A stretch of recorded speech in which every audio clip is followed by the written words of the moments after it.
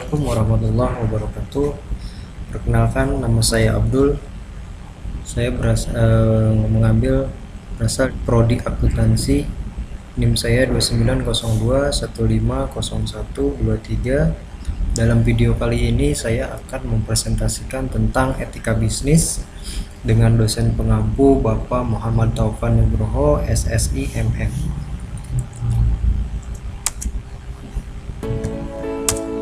Etika bisnis dengan latar belakang adalah bisnis telah memberikan kontribusi yang besar dalam kemajuan ekonomi, sosial, dan budaya. Namun, juga menimbulkan konsekuensi yang disebabkan oleh kegiatan perusahaan. Etika bisnis dalam perusahaan memiliki peran yang sangat penting. Suatu perusahaan akan berhasil bukan hanya berlandaskan pada moral manajemen yang baik saja, tapi perusahaan juga memiliki etika bisnis yang baik. Perusahaan harus dapat mempertahankan mutu serta memenuhi permintaan pasar sesuai dengan apa yang dianggap baik dan diterima oleh masyarakat. Sasaran dan ruang lingkup etika bisnis adalah membangun kesadaran kritis para pelaku bisnis bahwa bisnis ada profit making activity yang harus dicapai dengan cara-cara baik, tidak curang, tidak merugikan orang lain. Keuntungan yang dicapai juga meliputi non-finansial profit, moral, citra, pelayanan, tanggung jawab sosial, serta integritas moral, mutu, dan juga kepercayaan. Ini juga meliputi keuntungan yang berjangka panjang. Nah, selanjutnya yaitu menghimbau para pelaku bisnis untuk menjalankan bisnis secara baik dan etis, lalu menyadarkan masyarakat akan hak dan kepentingan mereka yang tidak boleh dilanggar.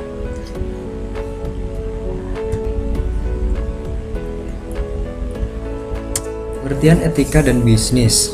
Etika itu berasal dari bahasa Yunani yaitu ta et ha, berarti sikap, cara berpikir, watak kesusilaan atau adat istiadat, ilmu tentang apa yang baik dan apa yang buruk, dan tentang hak kewajiban moral.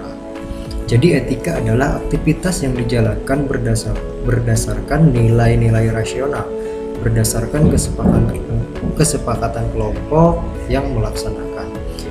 Fungsi dari etika yang pertama yaitu memberi orientasi tentang bagaimana dan kemana harus melangkah dalam hidup ini. Nah, yang kedua, sikap kritis pribadi, kelompok atau komunitas dalam merealisasikan moralitas. Bisnis adalah kegiatan memperjualbelikan barang atau jasa dengan tujuan memperoleh laba. Kata bisnis sendiri memiliki 3 penggunaan tergantung skop dan fungsi singular. Kata bisnis dapat merujuk pada badan usaha, yaitu yuridis dan juga kesatuan hukum.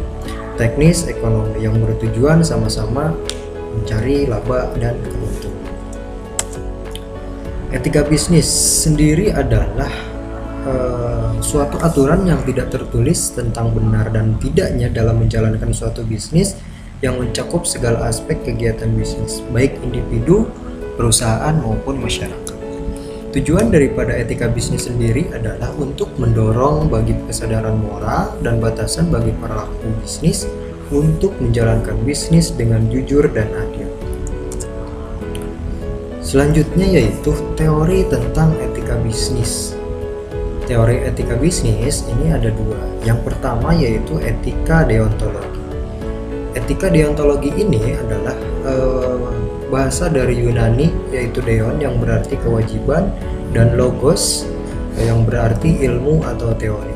Nah, jadi suatu tindakan dinilai baik atau buruknya berdasarkan apakah tindakan itu sesuai atau tidak dengan kewajiban. Karena bagi etika deontologi ini yang menjadi dasar baik buruknya perbuatan adalah kewajiban. Yang selanjutnya yaitu etika teleologi.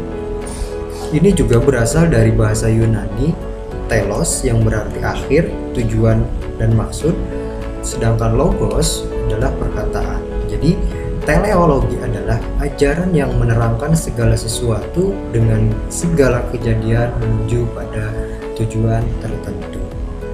Artinya, teleologi bisa diartikan sebagai pertimbangan moral, baik buruknya suatu tindakan. Yang selanjutnya yaitu ada pendekatan stakeholder.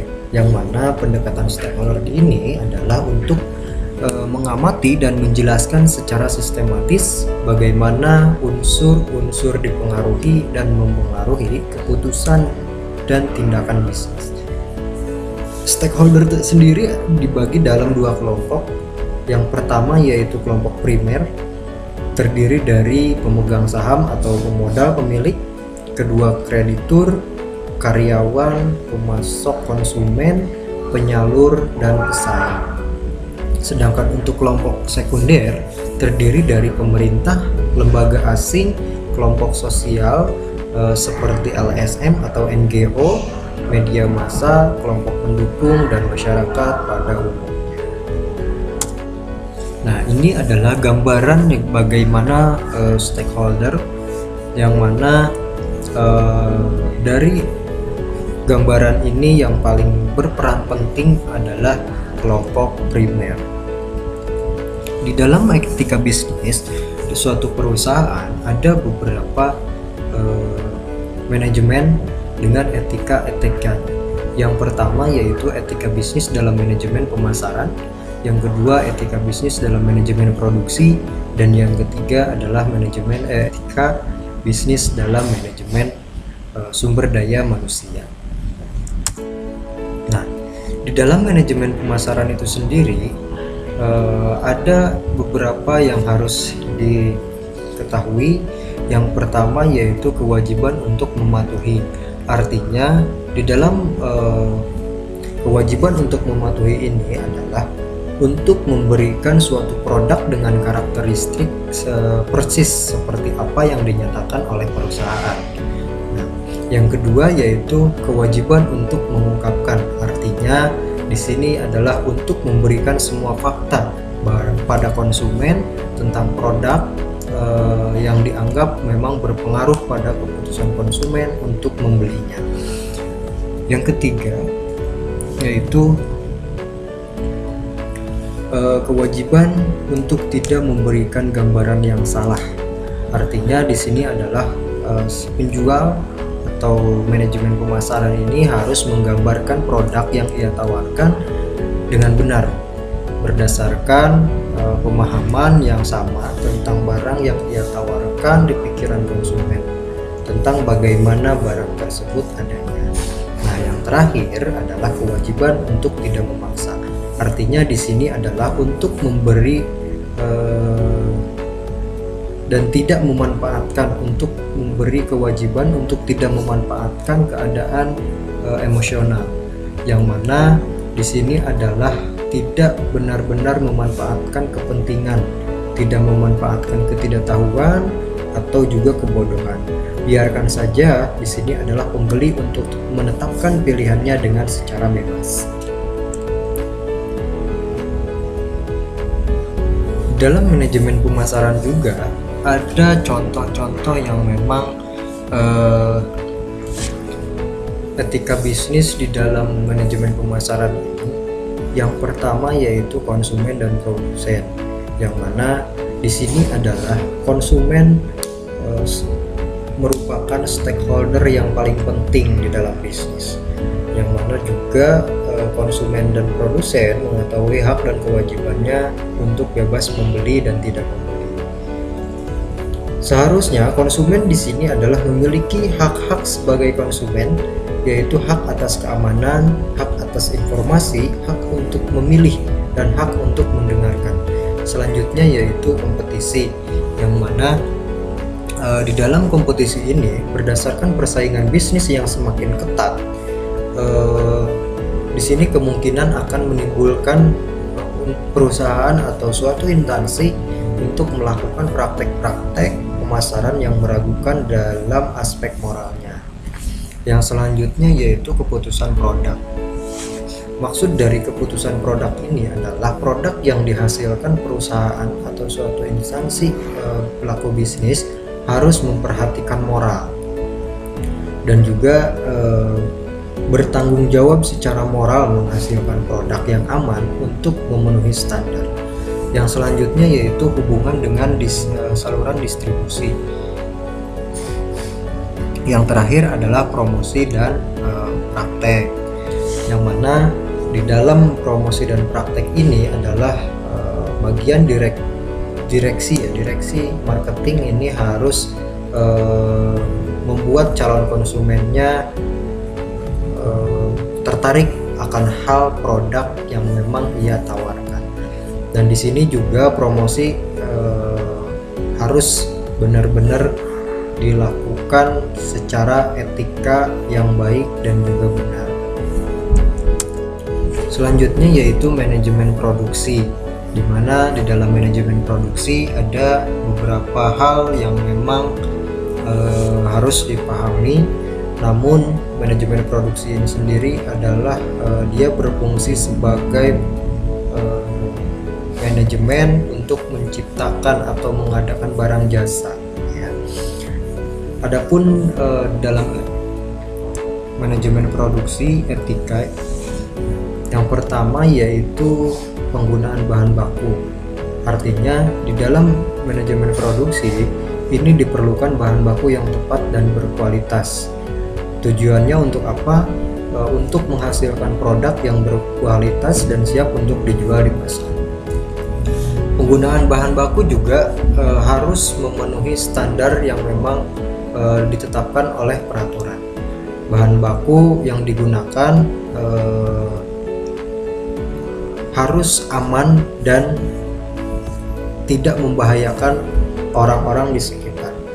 Yang selanjutnya yaitu proses produksi, yang mana proses produksi ini adalah yang lebih harus diutamakan, yaitu keselamatan pekerja, karena keselamatan pekerja adalah prioritas utama dalam proses produksi. Selanjutnya yaitu pengaruh produksi terhadap lingkungan. Nah, yang terakhir adalah sumber daya manusia, yang mana sumber daya manusia ini mencakup beberapa hal. Yang pertama yaitu perencanaan dan pengelolaan SDM.